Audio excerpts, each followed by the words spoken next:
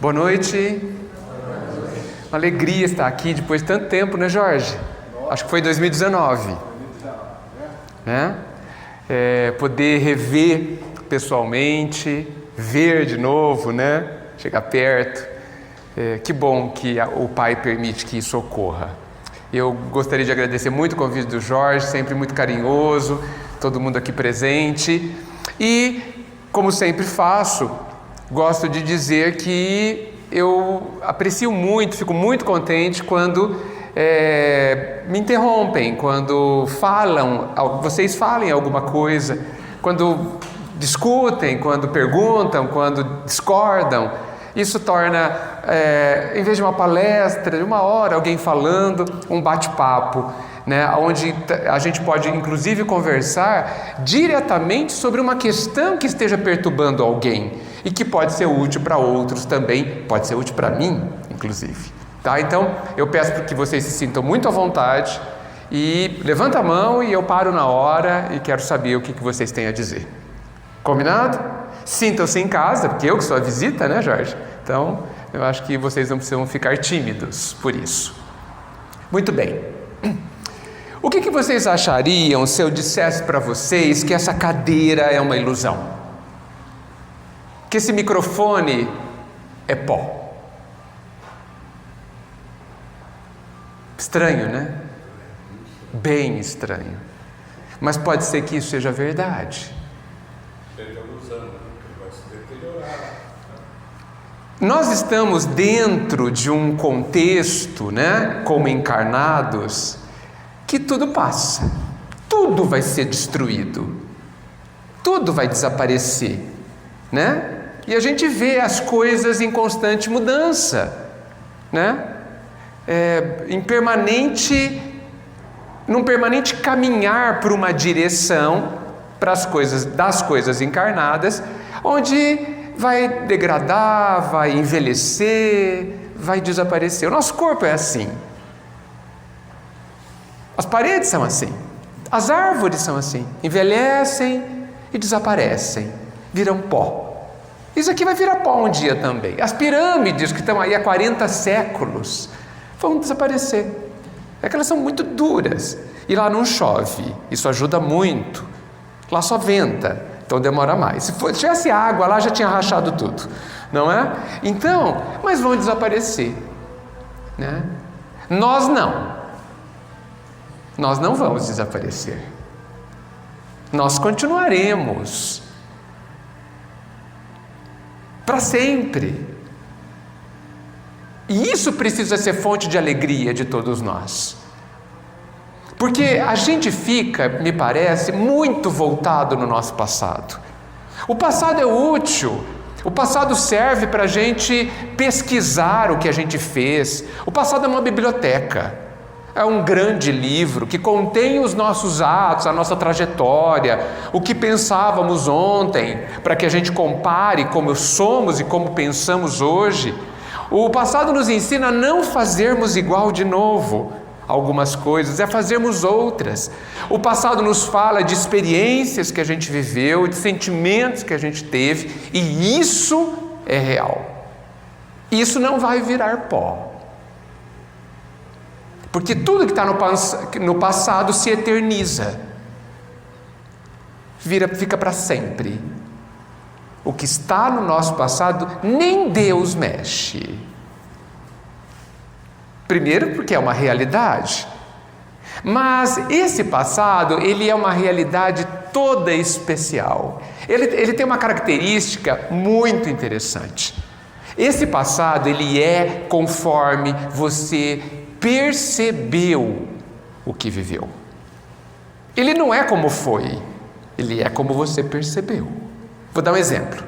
Pega um casal, pai e mãe, onde o filho, 17, 18 anos, acaba de sair de casa para morar na Bahia para estudar. Aí vou contar uma cena hipotética, mas não deve ser muito difícil de ser verdadeira. Você pergunta para a mãe e ela está chorosa. Eu fiquei contente que meu filho passou na faculdade na Bahia, mas é tão longe. Será que ele vai se alimentar? Será que ele vai ficar bem? Estou feliz e estou triste.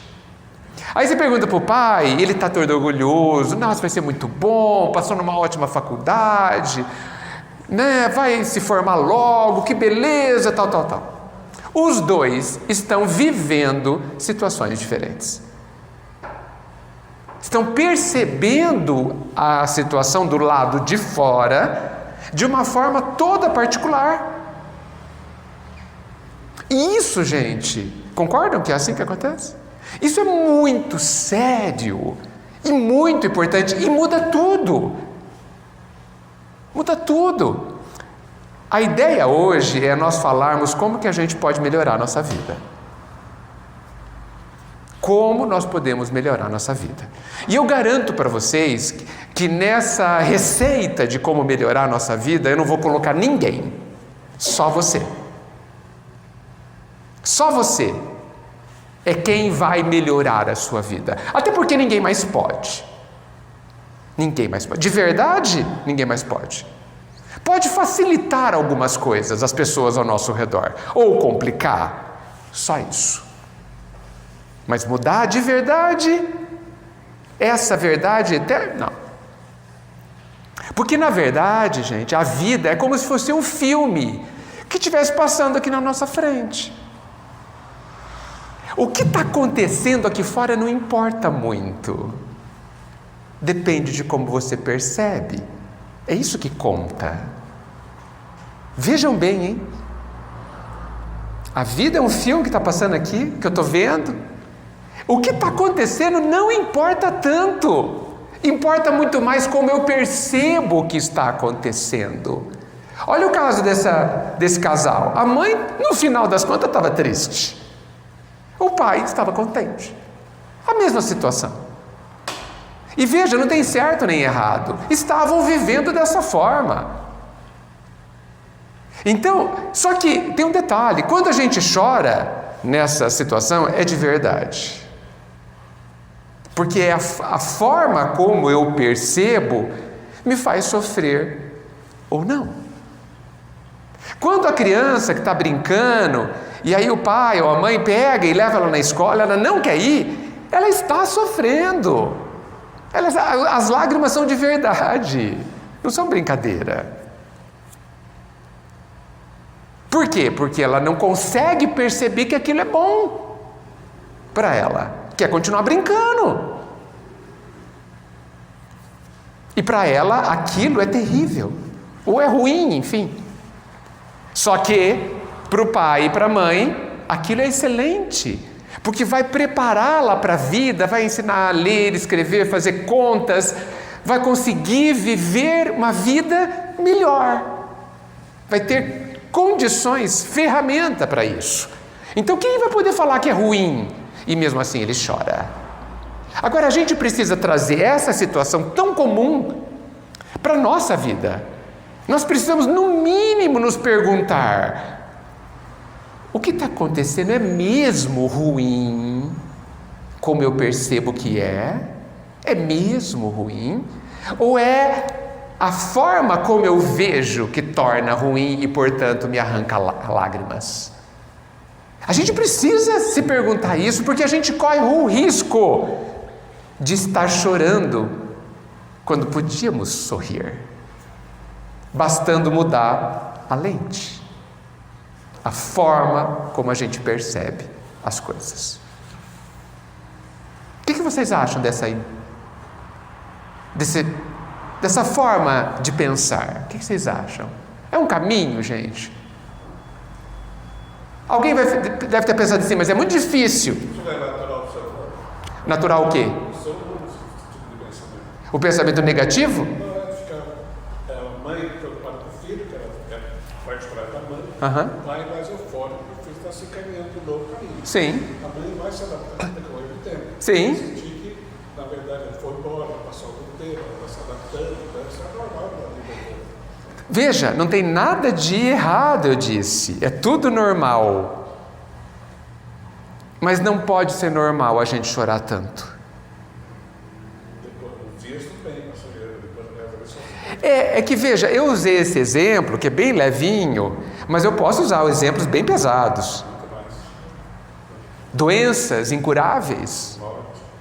desencarne de pessoas queridas, o nosso desencarne, etc. Terremotos, podemos piorar a nossa reflexão ou melhorar. E talvez o que eu esteja querendo dizer ou chegar junto com vocês é que, bem a primeira coisa que eu disse, será que tudo isso não é uma ilusão? Não que não uma ilusão como querendo dizer que não esteja acontecendo, está acontecendo.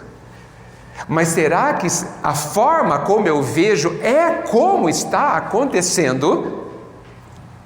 Exemplo, uma pessoa que mora em casa vai deixar de morar em casa, na minha casa, tudo bem? Não vou contar por quê. Ela só vai sair da minha casa. Mora comigo há 15 anos, exemplo, e vai parar de morar na minha casa. Eu gosto muito dessa pessoa. Eu devo sofrer? É obrigatório que eu sofra? No início, sim. Por quê? No início, sim. Depois a gente se adapta. Graças a Deus a gente se adapta, né? Mas eu preciso pensar por que eu choro, por que eu sofro. Preciso pensar. Talvez eu sofra porque eu acredite na ilusão da separação, não é? Talvez eu sofra porque eu acredite que eu estou perdendo. E se isso for uma ilusão? E se eu não estiver perdendo?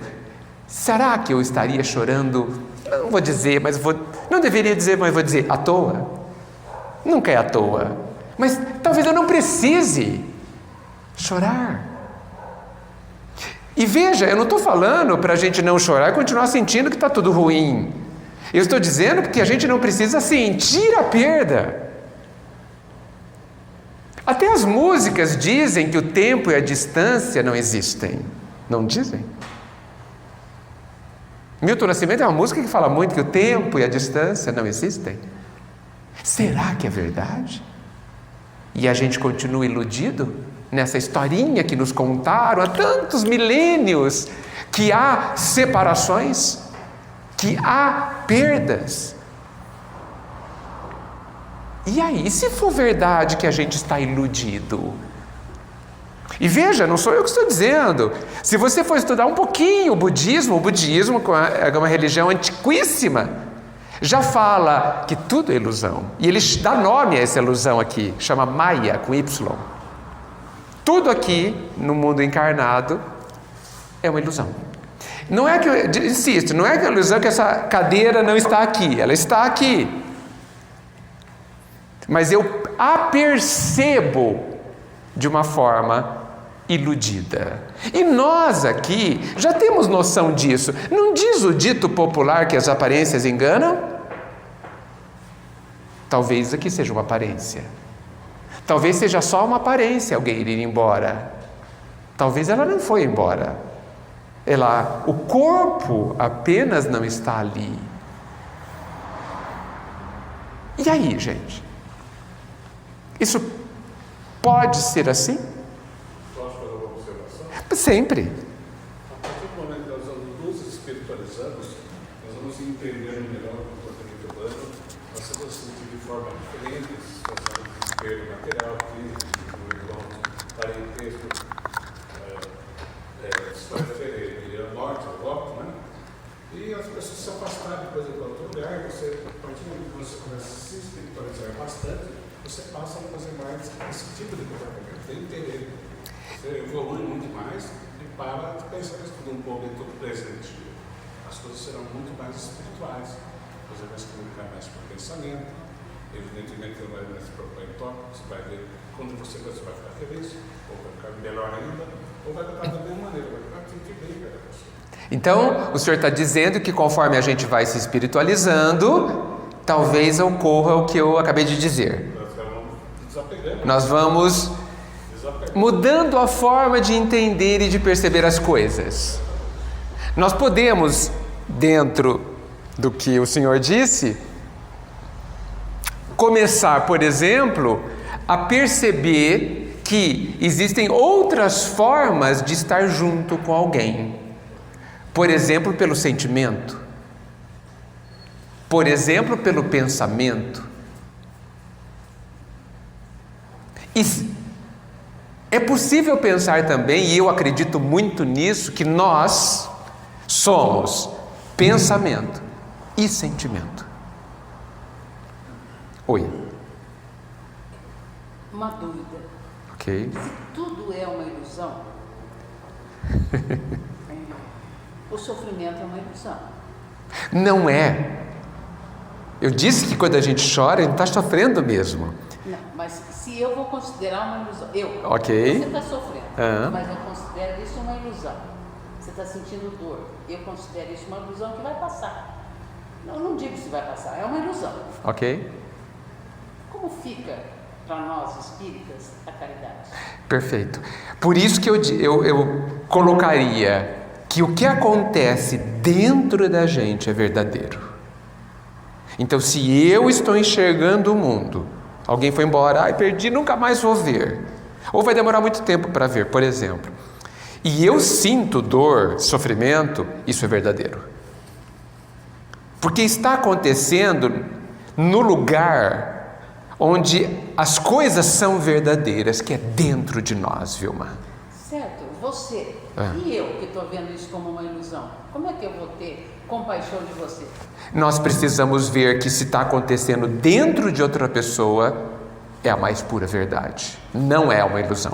Eu talvez não tenha sido específico, mas eu quis dizer que tudo fora de nós é uma ilusão. Fora de nós. Entende? Que tudo fora de nós passará e desintegrará. Mas tudo que está dentro de mim nunca vai passar. Lembra que eu disse que digamos que eu chorei agora, sofri agora. Daqui a 5 minutos, aquilo que eu chorei virou passado, certo? Foi para o meu passado. Parei de chorar, já estou bem, já estou recuperado, está tudo em ordem. Já entendi o que aconteceu, não estou mais sofrendo. Mas eu sofri aquela hora. Há 5 minutos atrás, aconteceu uma coisa verdadeira dentro de mim. Eu senti aquilo e eu sofri aquilo. E isso foi para o passado, congelando aquela situação. Porque aquilo que eu vivi, ninguém vai poder mais tirar, ninguém vai poder apagar. Aquilo existiu, é verdadeiro, não vai virar pó, porque aconteceu dentro de nós. Então, a caridade se faz extremamente necessária, principalmente quando a gente consegue evitar que aconteça essa verdade dentro da pessoa. Então, quando, por exemplo, a gente, numa sala de aula, a gente ensina que a pessoa não precisa ter medo do ratinho, por exemplo, que tem jeitos de você, etc, etc. Ela não vai sofrer, ou ele não vai sofrer diante do ratinho, tem jeito de sair correndo, ou qualquer coisa assim, estou dando um exemplo bem bobinho, né? E a pessoa vai conseguir aprender a lidar com aquela situação. Quando nós, nas casas espíritas, falamos tanto sobre o desencarne, e as pessoas começam a entender o desencarne de uma forma mais leve, nós estamos fazendo uma das maiores caridades, porque a gente está evitando que alguém perceba de tal forma que ela sofra. Entende? Consegui clarear alguma coisa? Não se fixe no que eu disse, no sentido, ou então melhorando o que eu disse, tudo do lado de fora é ilusão. Ilusão no sentido que vai virar pó, que não vai ficar... É coisa que você está falando? Sim, coisas. Sentimento não. Sentimento é dentro de mim, não é fora. Ok? Sentimento é dentro de mim. Agora, o sentimento ele acontece, e aí está a questão. Quando acontece alguma coisa fora, né?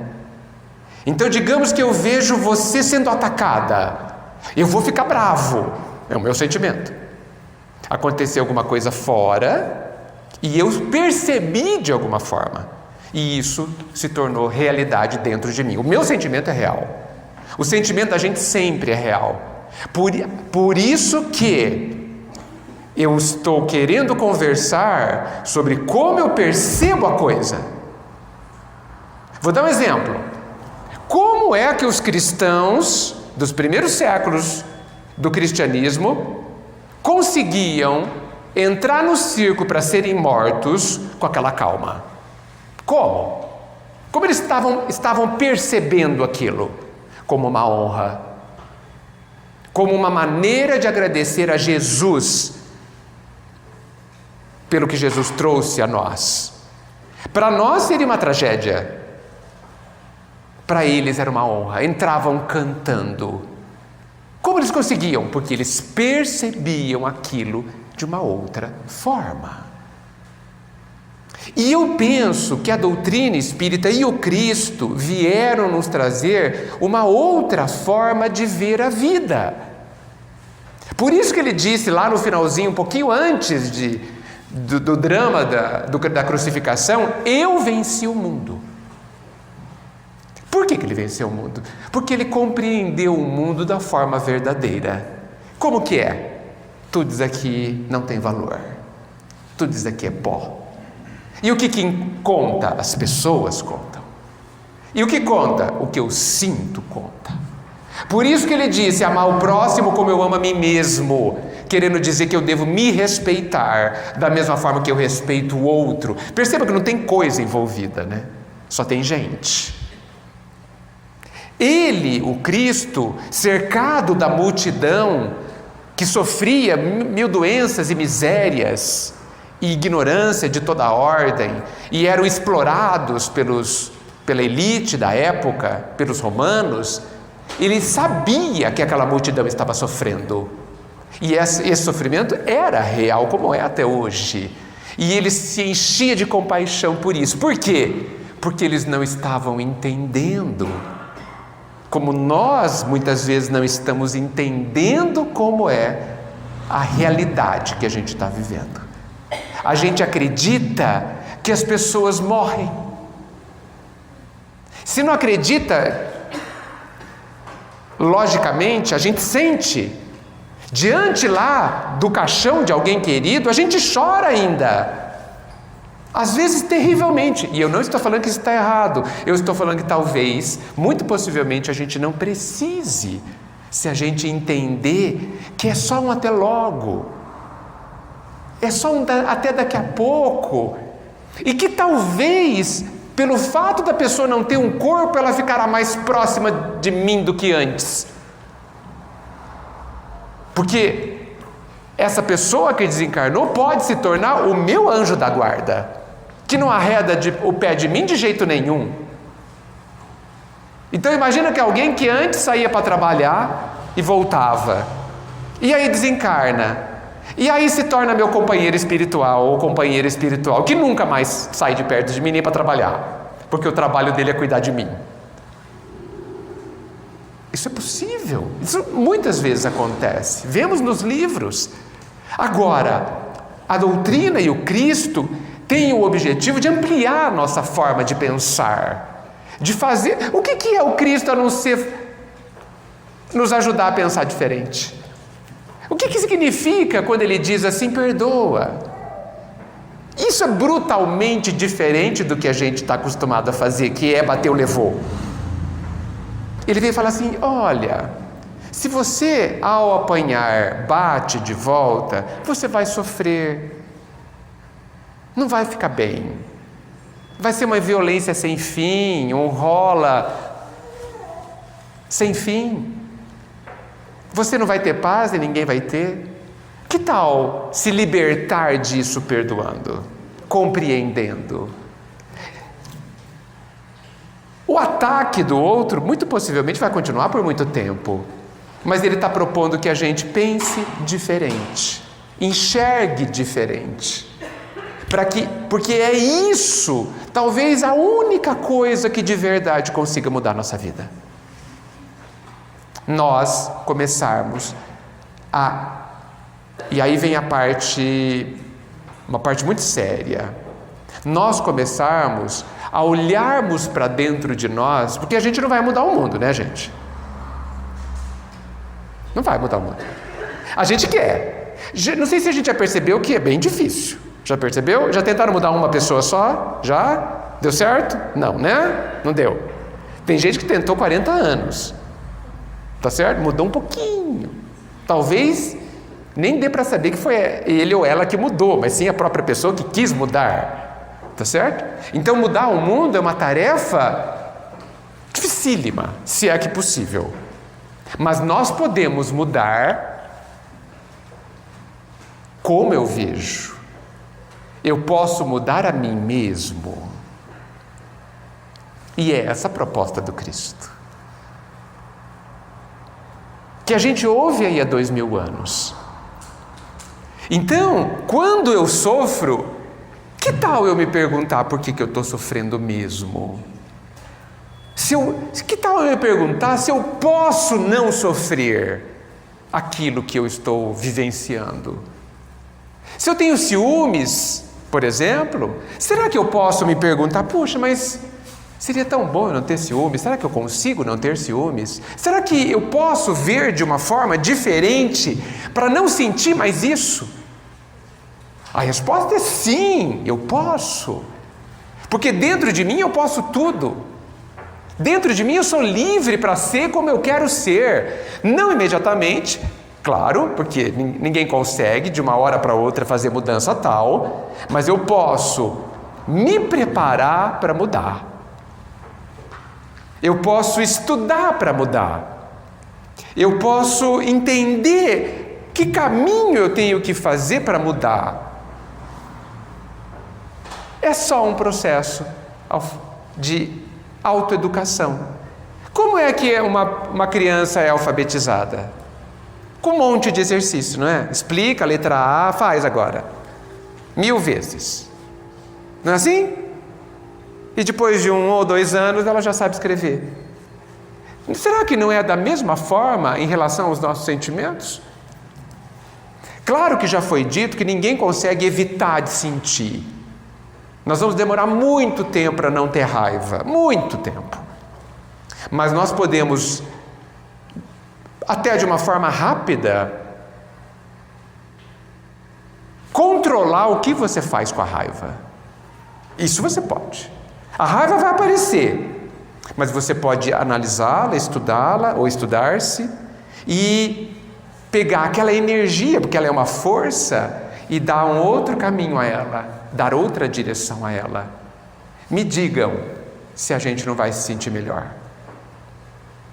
Porque vai parar de fazer coisas que a gente se arrepende e vai olhar para si e falar, puxa vida, eu sou capaz. Eu estou conseguindo aos poucos, como deve ser, mas sou capaz. Ao invés de nós ficarmos como nós estamos fazendo, de forma generalizando, querendo, insistindo e esperando que o outro mude para que a gente seja feliz. É preciso concluir, no meu entendimento, que é uma luta inútil mudar o outro. Inútil. Porque o outro mudará dentro do processo dele de amadurecimento, que pode ser hoje ou daqui a 1000 anos. Vai ocorrer, sabemos disso, mas nós não temos controle sobre isso. Podemos ajudar? Podemos ajudar. Nada mais que isso. O que vocês acham dessa história? É interessante, né, que você fala assim, ajudar, eu posso ajudar quando ele estiver pronto para receber ajuda. Se ele também não quiser, não tem jeito. Não tem jeito. E nós temos que respeitar isso. Principalmente se ele souber que você quer que ele mude, aí fica mais difícil de mudar. Falta que ele vai. De pirraça, né? Falta essa pessoa se modificar, porque dele que vai perder. Alguém que não quer mudar de pirraça precisa de mais ajuda ainda. Não é? Então, veja, pode parecer para muitos que pensar dessa forma não é nem gostar do outro, não é nem se dedicar ao outro, mas isso não me parece que seja dessa forma. Respeitar o outro e permitir que o outro seja como é, até porque a gente não permite ou despermite coisa nenhuma, né? É um ato de profundo respeito que a gente gostaria de receber das pessoas também. Me deixem ser como eu sou, como eu quero ser. É isso que todo mundo fala, né? Mas olhar para o outro e acreditar enxergar a grandeza daquela pessoa, a capacidade daquela pessoa de se autoconstruir como nós somos capazes, é amá-lo também, muito mais talvez do que a gente ame hoje. Porque se a gente for pensar com cuidado, a gente quer que o outro melhore em nosso benefício. Não vamos esquecer disso. Para que nós tenhamos facilidades. Não é verdade? Então, o nosso interesse não é tão isento assim. Não é exatamente por amor ao outro. É porque nós viveríamos uma vida mais simples, com uma pessoa menos chata do nosso lado, menos intrigante, menos cheia de vontades. É bom viver com a pessoa sem vontades, sem grandes vontades por perto, não é? Porque a sua pode prevalecer. Mas muitas vezes nós temos pessoas cheias de vontades ao nosso lado, porque nós precisamos aprender a respeitar que ela tem o direito de ter vontades, inclusive a vontade de não viver comigo. É mais fácil ver as coisas boas dele, da pessoa, né? Se a gente vê as qualidades, a gente não fica sofrendo. A gente não fica querendo que ele muda. Porque a partir do momento que você vê as qualidades, você vai melhorar, você mesmo vai enxergando diferente. Sim, e veja, o que a senhora disse tem muito a ver com o que eu estou falando. É a forma como você decide enxergar. Quando muitos de vocês devem plantar coisas em casa, né? Aí você planta um brotinho, uma mudinha ali, né? Ela não é nada ainda, né? Talvez ela morra. Talvez ela esteja murcha daqui a 2 dias e morra. Mas você acredita nela, né? Por isso que planta. Você bota fé. Fé é importante. Você fala assim, não, estou plantando aqui, estou colocando tudo direitinho, o adubo, na medida, a água e tal, e vou torcer para que vingue. A gente fala assim, né? Você acredita na capacidade daquele ser. Pode ser que ela cresça e demore 7 anos para dar frutos. E você durante 7 anos acreditou no potencial e na capacidade daquele ser de dar o fruto esperado. A gente precisa transplantar essa fé, essa boa expectativa, essa boa esperança para as pessoas ao nosso lado. Só que multiplicar esses 7 anos por 700 anos. Na verdade, o ideal seria entregar para o Pai. Da mesma forma como o agricultor faz, porque ele planta, mas não é ele que faz crescer nem nascer. Não é ele. É a vida, é o processo, podemos dizer em última análise que são as leis divinas. Nós também devíamos só plantar nas pessoas o melhor que nós pudermos, na forma falando e principalmente fazendo. Porque quando a gente dá o exemplo, quando a gente faz o que a gente fala que o outro tem que fazer, a gente está plantando dentro dele um caminho que ele vai seguir e vai aproveitar um dia. Quando? Não tenho a menor ideia. E também não me interessa. Porque a dinâmica dele, é o processo dele, tem a ver com ele. O que eu posso, por isso que eu defendo fortemente que a melhor coisa que a gente pode fazer para as pessoas que a gente ama, sabe o que é, gente? É ser feliz. É você ser feliz. Porque isso você pode. Isso está nas suas mãos. Se está nas suas mãos, por que você não faz? Por que você delega isso ao outro, que não é capaz? E que você, de novo, e aí, se ilude, querendo que ele faça. Ele não pode. Não pode. Tocar dentro de você e alterar alguma coisa. Lá dentro de você, eu gosto de pensar que nem Deus mexe. Porque Ele quer que você mexa. Ele quer que a gente se autofaça. Ele quer que a gente se eleve. Porque Ele já deu essa capacidade. Oi. E quando a gente vê a pessoa que está se autodestruindo? É triste. Muito triste. E é evidente que a gente tem que fazer o possível para evitar que a pessoa prossiga. Mas você já sabe, todos, que se ela quiser, ela vai continuar no seu caminho de autodestruição, não vai? A gente deveria se contentar em fazer tudo o que a gente pode. Mas a gente não se contenta. A gente quer fazer mais do que tudo. E não é possível fazer, porque tudo é tudo, né? A gente precisa reconhecer, inclusive, os nossos limites. Essa é a lição de uma situação como essa.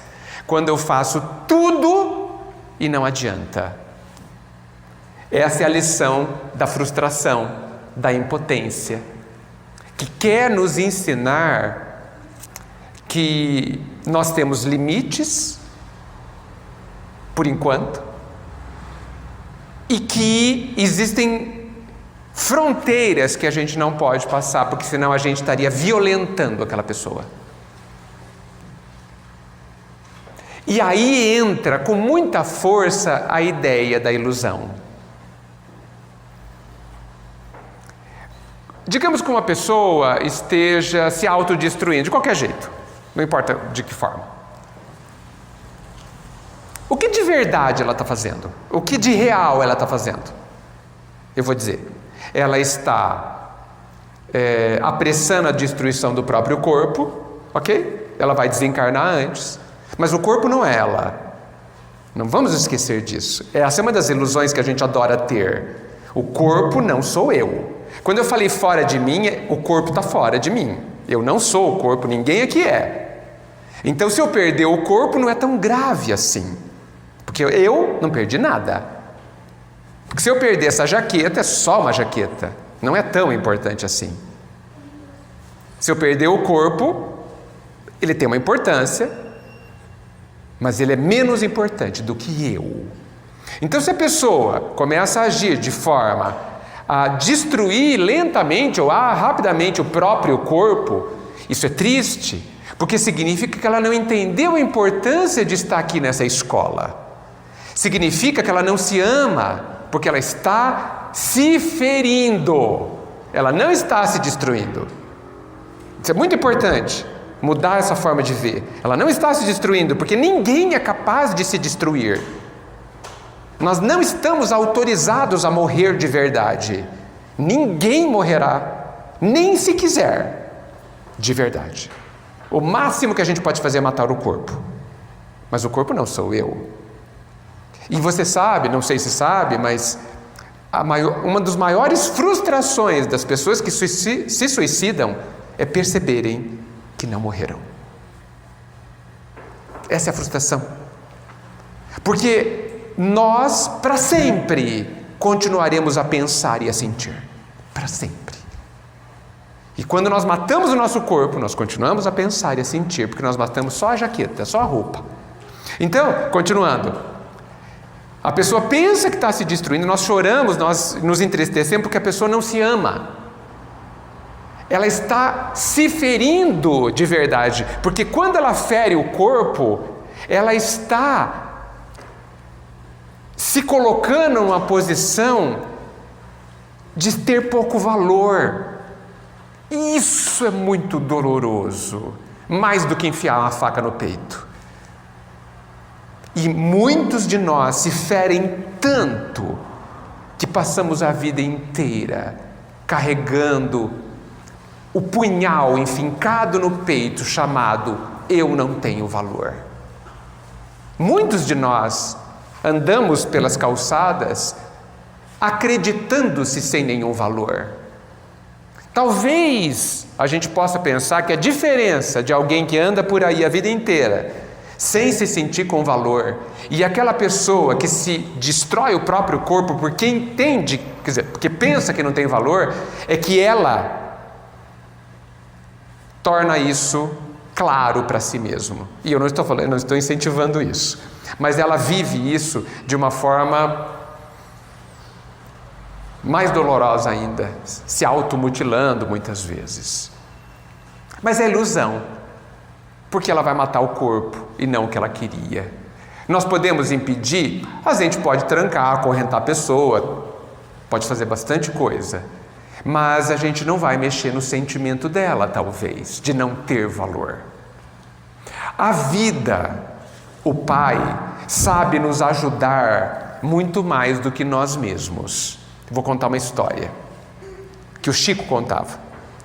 Chegou uma mãe uma vez, muito triste, porque tinha nascido o seu filho e o seu filho não tinha os braços. O Chico, que enxergava bem longe, compreendeu a situação, nada disse e fortaleceu essa mãe, dizendo para ela ter muita fé de que tudo ficaria bem.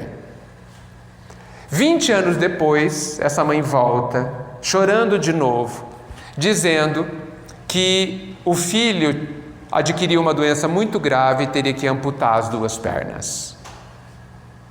E ele ficaria sem nenhum membro. Então o Chico disse para ela o motivo disso tudo. Disse a ela que nas últimas 4 encarnações esse filho tinha se matado. E que ele tinha pedido para nascer desta vez sem possibilidades de se matar, porque ele iria tentar de novo.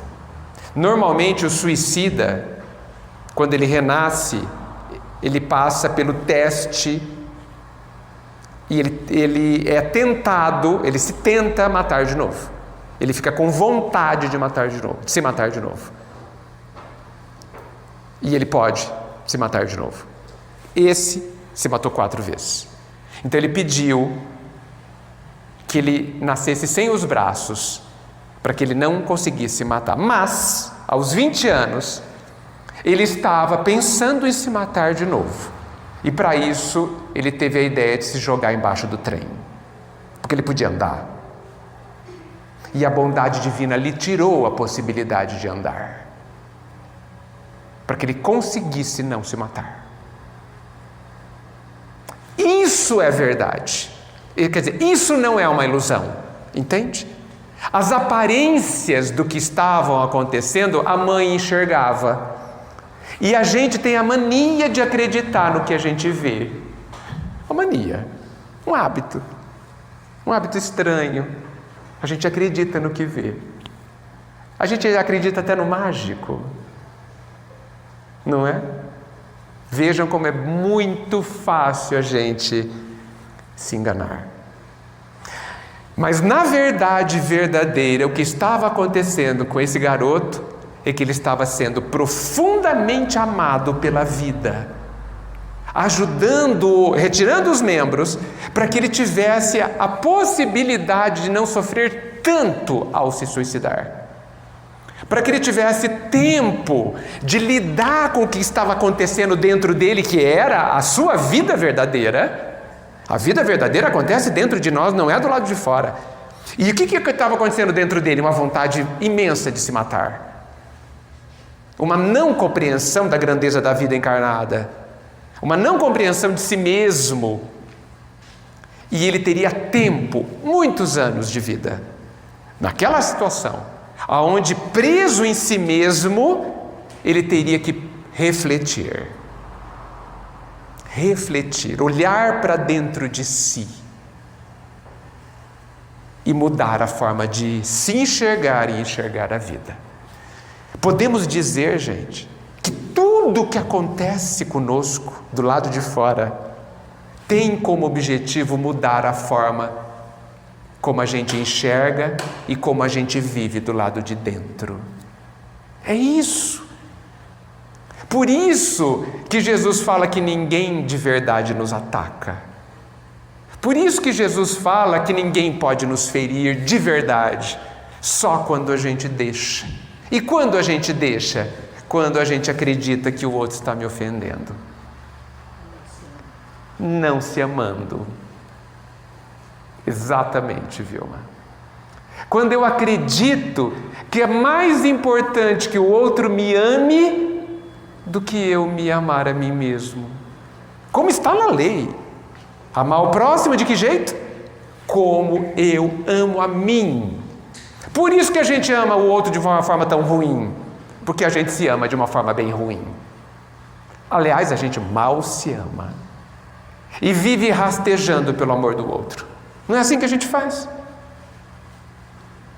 Se é violenta por dentro, só para que o outro faça uma carinha boa. Nem estou falando de ir embora, hein? Na verdade, o outro nem te ama também. Então, muitas vezes não. Nós estamos num nível onde o amor ainda está em construção. O nosso amor tem mais a ver com egoísmo do que com amor mesmo. E está tudo bem. Não devemos nos sofrer por isso. É o que a gente é capaz, não tem nada de errado. A manga verde não está errada porque é verde. Ela não amadureceu, qual é a culpa que ela tem? Nenhuma. Nós estamos tudo verde. Entendeu, gente? Tudo manga verde, né? Gosto ruim, nem pão do sal às vezes adianta. Entendeu? Ah, mas eu vou amadurecer. Ah, vai. Ah, vai. E quando que eu vou amadurecer? Quando eu regular a forma como eu percebo a vida que eu tenho, a forma como eu percebo quem sou eu. Porque muitos dos nossos sofrimentos é porque eu não aceito quem eu sou. Eu não aceito que eu estou verde, que eu estou imaturo, que eu não compreendo, que eu ainda tenho ciúmes, que tenho inveja, que tenho orgulho, que tenho orgulho. Eu não aceito. Evidentemente eu sofro. Mas se eu aceitar que está tudo no lugar, eu estou no meio do processo, eu não sou obrigado a perdoar. Alguém aqui é obrigado a perdoar? Obrigado? Não. É apenas o caminho melhor para a felicidade, o perdão. É só isso. Nós não temos a obrigação de agradar a Deus. Deus não quer ninguém obrigado do lado dele. Seria uma pobreza. Isso fazem os poderosos da terra, que pagam para ficar ali do lado. Isso eles fazem. E se não pagar, vão todos embora, óbvio. É muito interessante isso, né? A gente paga para a pessoa ficar ali, nos paparicando, e a gente acredita que ele está ali porque quer. A gente é muito estranho, vocês não acham? Vejam como a gente se ilude. A gente devia falar o seguinte: estou pagando, você fica aí, e eu sei que você não quer estar aqui. Essa é a verdade. Agora, a gente precisa tomar cuidado, porque a gente pode pagar de muitas formas. Quando a gente paga com dinheiro é melhor, porque é uma relação comercial. O duro é quando a gente paga com sentimento. Aí é mais triste. E a gente faz isso quando a gente não reconhece o próprio valor e quando a gente não gosta da gente. Essa, no meu entendimento, é a maior tristeza que a gente tem. É a gente olhar, vou falar diferente, é a gente viver dentro da gente, porque é onde a gente vive. Ninguém vive nas próprias casas. A gente vive dentro de nós. Nós somos que nem caramujo. E a gente se leva a nossa casa, o nosso íntimo, para onde a gente for. A maior tristeza que a gente pode ter não é o outro não gostar de nós. É a gente viver dentro de nós, não se dando nenhum valor. Isso é muito triste. Isso deixa doente. De verdade. E é talvez por isso que a gente adoeça tanto. E por que a gente faz assim? Porque a gente está percebendo errado. Não entendendo o Cristo e não entendendo melhor a doutrina. A doutrina, para mim, é uma lente de aumento sobre o Cristo. Ela veio tornar mais claro. Tanto que eu gosto de pensar que a doutrina espírita sem o Cristo não é nada. Não serve para muita coisa. Então nós sempre estamos falando do Cristo. E aí, gente? Eu falei que eu posso falar 4 horas, mas alguém tem que conversar comigo. Se não conversar comigo, eu paro de falar. O que vocês acham, gente? É um caminho? Faz sentido? Não faz sentido? Primeiramente, a coisa que tem que começar a acontecer muito, o amor, se mesmo, começar por aí.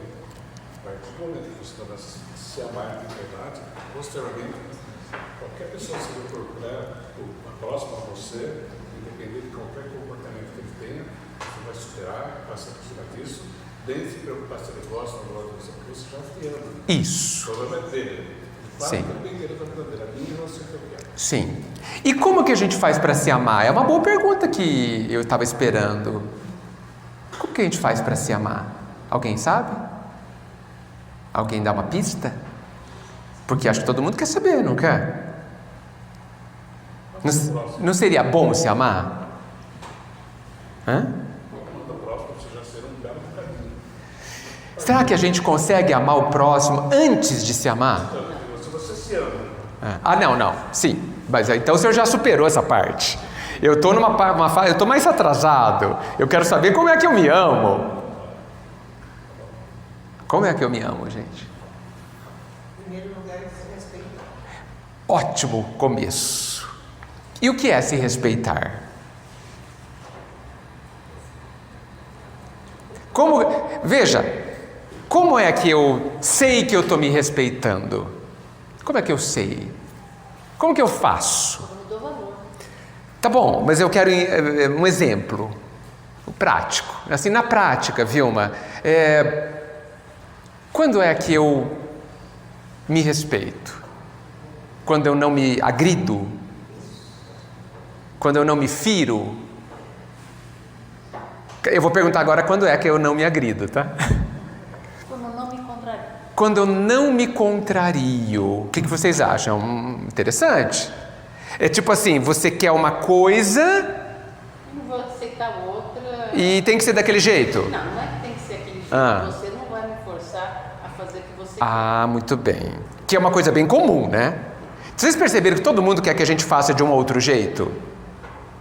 É sempre assim, né? Depois a gente tem medo de obsessor. Não sei por quê. O obsessor, ele quer que você faça do jeito que ele quer. É por isso que ele chama obsessor. Ele não é uma pessoa necessariamente má.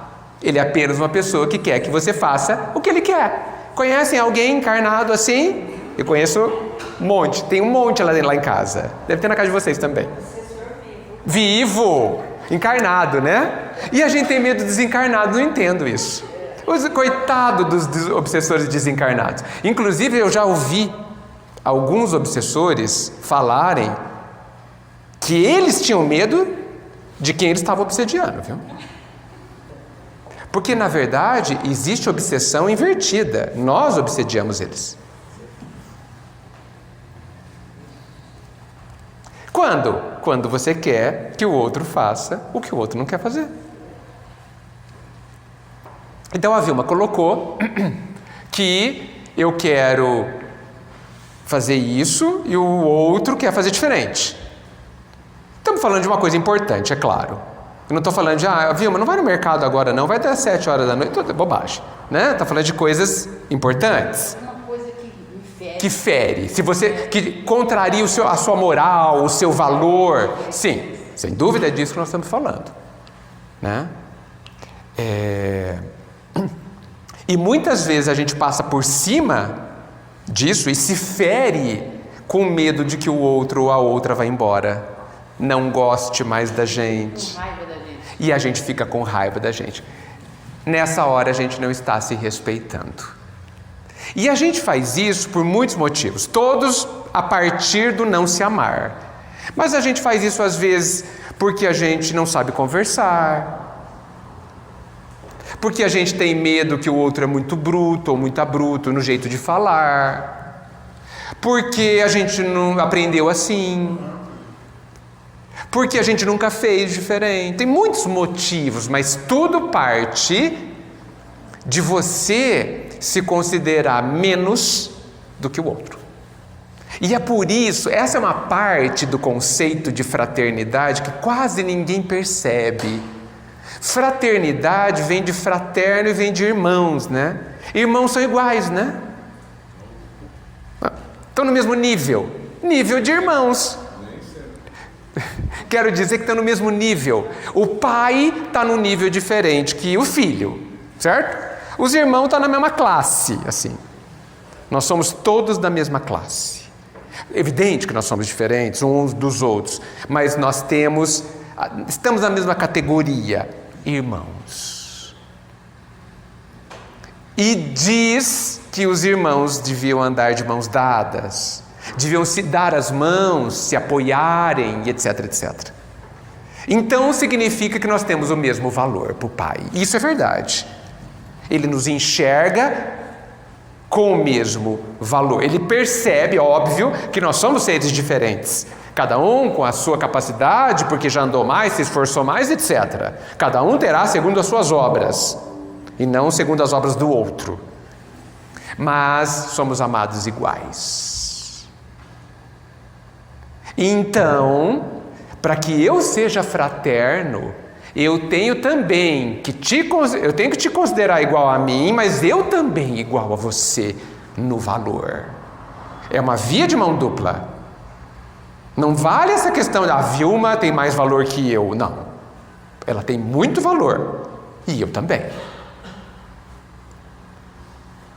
Eu posso decidir me sacrificar por ela.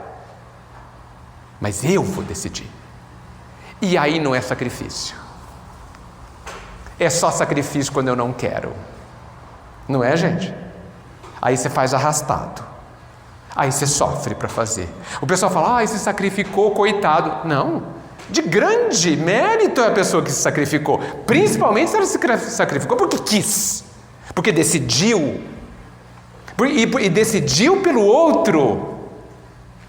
Para ajudar o outro. Por amar o outro. Por ter um bom sentimento pelo outro. E não para comprar o outro.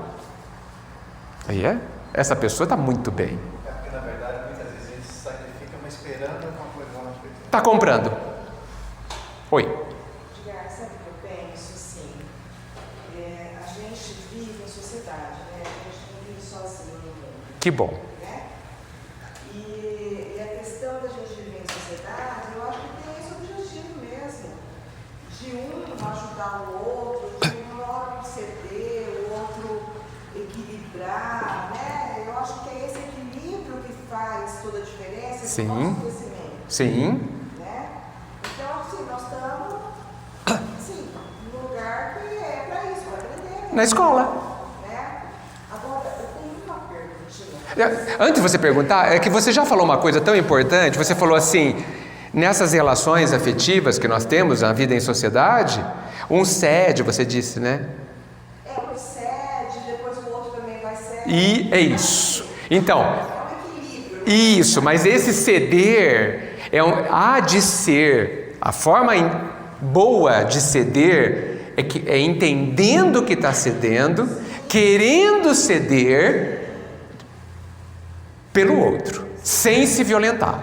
Um diálogo, né? Como eu posso dizer, positivo, vai. Isso, Vamos dizer assim. isso.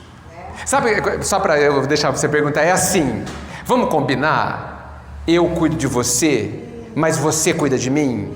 Olha o equilíbrio. Porque olha só, se eu cuido de você e você cuida de mim, quando eu tentar fazer um a mais e me violentar, você não vai deixar. Porque você está cuidando de mim. Sabe o que eu penso? Que tem uma harmonia quando isso acontece. Sim. Né? Se você não faz e fica com Uma dívida. um desprazer. Não. Não é isso, né? Você faz, de repente fica até natural. Né? Chegaremos lá. Na relação com Sim. os seus pares, né? Sim. Agora a sua pergunta. Então a pergunta é de lascar. Ah, que ótimo. Pergunta de lascar.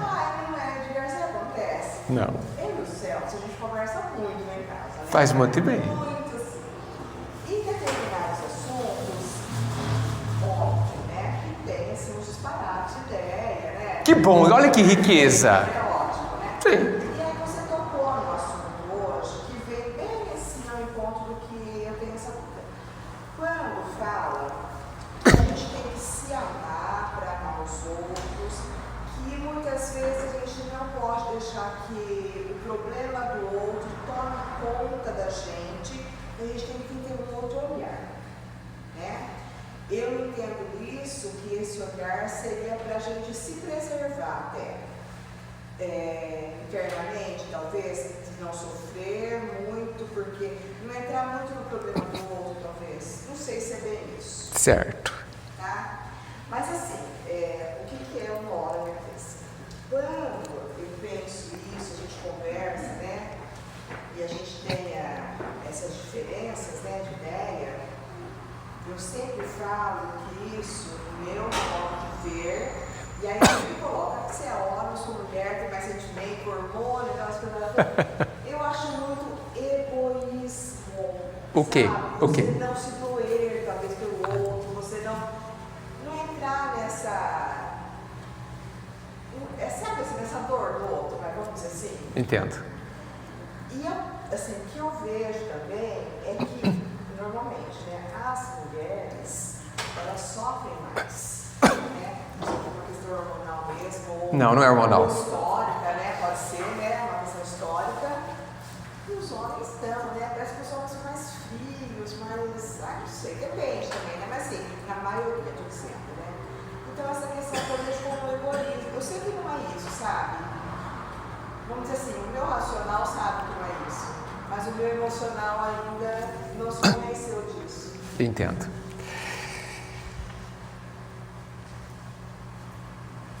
É um monóide, cara. Tem um probleminha? Eu conheço uma mãe que tem um filho bem complicado, relativamente violento, sabe? Com palavras, não fisicamente. Bastante complicado. E convive com essa mãe de pé, moram juntos, né? Esse filho, apesar de já ter mais de 30 anos, e tem uma convivência difícil. Muita gritaria, muita discussão, muita briga, muito bate-porta, coisa clássica nessas situações. E é incrível ver que essa mãe chora por isso, se entristece por isso, mas não adoece. Nunca adoeceu. Isso é um grande sinal. Então, a gente precisa, talvez a solução para a sua questão seja a gente conceituar melhor alguns conceitos que você disse, como sentir mais ou menos, será? Ou apenas expressamos? Sofrer ou não sofrer? O que é sofrer? Se envolver na dor do outro, se entristecer. Essa mãe, possivelmente, ela fica triste e se recupera, vê sentido, entende o próprio trabalho, porque ela diz assim para mim: ele está melhorando, melhorou muito. Ninguém enxerga isso, tá? Né? Você pergunta para os vizinhos, não percebi nada, né? O resto da família também não acha, né? Está melhorando muito. Então, a impressão que eu tenho é que ela compreende perfeitamente qual é o seu trabalho. E sofre, muito possivelmente, com o sofrimento do filho e não dela. Talvez ela sofra porque, infelizmente, ele não compreende que poderia ser diferente ou não consegue. Mas não submerge nessa tristeza. Por isso, lembra que eu disse antes? Os sentimentos são inevitáveis. É inevitável sentir tristeza, raiva em determinadas situações. Mas o que eu vou fazer com isso está nas nossas mãos. E possivelmente essa mãe sabe o que fazer com a própria tristeza, porque não adoece. O que eu posso falar também sobre isso? Assim, eu penso que ela não adoece também porque se ela adoecer, vai ser pior para o filho. Vai não, ele é independente. Ele é independente. E outra coisa, ela morrerá. Sim, E ele vai ficar, sim, mas possivelmente. ela esteja ali. Mais ou menos. Assim, eu conheço um pouco. Não sei se Eles apenas convivem juntos, eles não dependem financeiramente, entendeu? Um do outro, então, né? Pode ser várias coisas, mas veja, só esse motivo Se a pessoa, se essa mãe não reconhecesse o próprio valor e não visse sentido no que ela está fazendo, mesmo pelo outro ela adoeceria. Porque imagina você viver uma situação dessa há 40 anos. Acho que ela não se permite adoecer porque ainda ela não vai conseguir, não vai ter onde se explorar, talvez. Claro, hipóteses. Mas eu quis te contar essa história, é que você está levantando uma hipótese. A minha hipótese é que ela compreende. E aí eu vou entrar numa questão, depois eu passo para o senhor, é o seguinte: nós não fomos feitos para suportar. Você já me ouviu dizer isso? Porque suportar dói. Suportar pesa acumulativamente. Mas compreender não pesa. Pesa no processo até você compreender. Naquela dor que você sente do impacto da situação até você se encontrar e falar, compreendi. Dali para frente não dói mais. Não pesa mais. E aí a gente está sadio, mental e fisicamente. Né? Então, talvez tentando responder a sua pergunta, e é difícil, rever os conceitos, as premissas do que você colocou, da forma como você está vendo. Porque, gente, 100% dos problemas que a gente tem, 100%, vocês nem me contaram, nem vão contar, 100% dos problemas que vocês têm, tem uma única solução: é enxergar diferente. É enxergar conforme o Cristo está nos indicando, dando o seu próprio valor, oferecendo o seu melhor e compreendendo. 100% dos problemas. Compreender não quer dizer concordar com o erro do outro. Perdoar não quer dizer liberar o outro da consequência dos seus atos. Então dá para a gente falar muito sobre essas questões, mas 100% dos problemas e das dores que a gente tem são resolvidas numa única solução: enxergar de uma forma mais elevada. Isso também se enquadra no que você disse. Pois não. Seria, nesse caso dela, o julgamento dela, em função do próprio filho ser um espírito negativo, seria inimigo de umas vidas passadas, e ela está se auto-brilhando com todo esse desenrolar da situação entre os dois ali. Ela tem mais, e quanto mais acontece, mais ela vai se curando, mais ela vai ter paciência com ele. Com isso, ao longo do futuro não muito longínquo, ele acaba, apesar de tanta paulada, aprender que, na verdade, o que a mãe dele deu de exemplo para ele, para ser o futuro dele. É possível que seja isso. Agora eu levanto uma questão. Se eu sou essa mãe, e se eu vou no centro, alguém me diz, olha, o seu filho é um inimigo do passado, agora você está resgatando. Essa informação não me garante que eu vou compreender. Por quê? Para compreender, eu preciso mexer algo dentro de mim. E isso é um trabalho que eu vou ter que fazer em mim. Essa informação ajuda, sem dúvida. Puxa, faz sentido, entendo, tá, eu devo para ele, tá bom. Mas eu sinto raiva toda vez que ele me fala alto. E eu vou ter que saber lidar. Aí que tá, olha, eu tenho que me compreender. Não é compreender o outro. Eu não tenho que buscar explicações do que o outro está gritando. Não importa, gente, está gritando. Eu tenho que compreender por que eu sinto o que eu sinto quando ele grita. Por isso que eu defendo que a pergunta por quê, ela não nos leva muito longe. Por que o outro é desse jeito? Não importa. Você vai saber, e aí? Muda o quê? Mudou alguma coisa dentro de você que é onde tem que mudar? Não muda. A grande pergunta que eu proponho é: para quê? Para que está acontecendo isso comigo? Para que eu estou vivendo o que eu estou vivendo? Essa é a pergunta que vai nos levar a algum lugar. Porque essa pergunta nos tira a resposta, né? Nos tira da onde a gente está e nos leva para um lugar melhor. E outra coisa, a maioria de nós não vamos saber o porquê nessa encarnação. Não nos será permitido em nosso próprio benefício. Mas todo mundo pode descobrir para quê. Está ao alcance da mão essa resposta. Outro detalhe, ela é mãe. E se fosse um estranho? Então, deveria ser igual. Um dia chegaremos lá. Por enquanto precisa ser mãe, ou pai, ou irmão, para a gente ter mais motivos.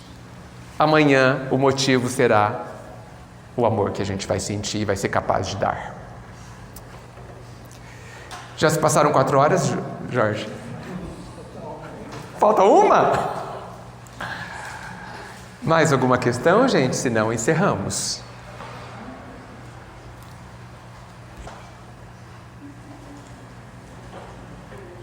Eu espero que eu tenha deixado material para reflexão. É algo que precisa ser pensado, com certeza.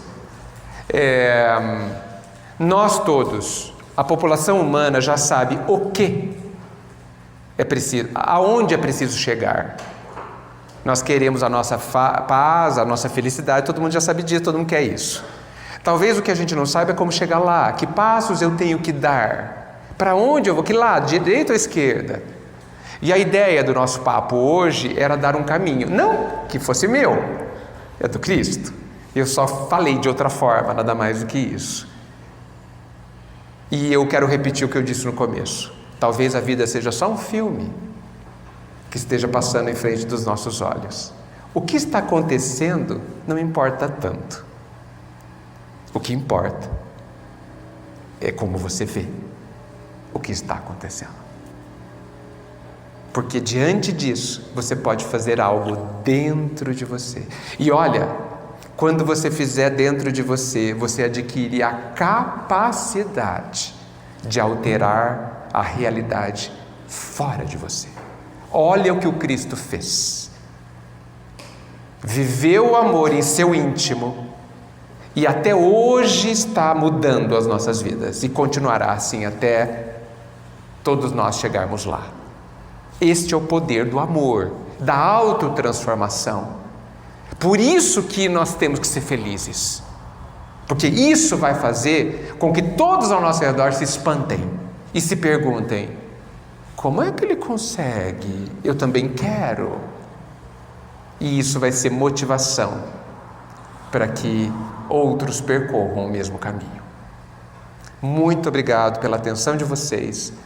Meu desejo é que algumas dessas palavras causem um bem na vida de vocês, e eu ficarei satisfeito. E que causem um bem na minha vida também, porque também preciso de tudo isso que eu disse. Tá bom? Muito obrigado. Que a luz nos abençoe.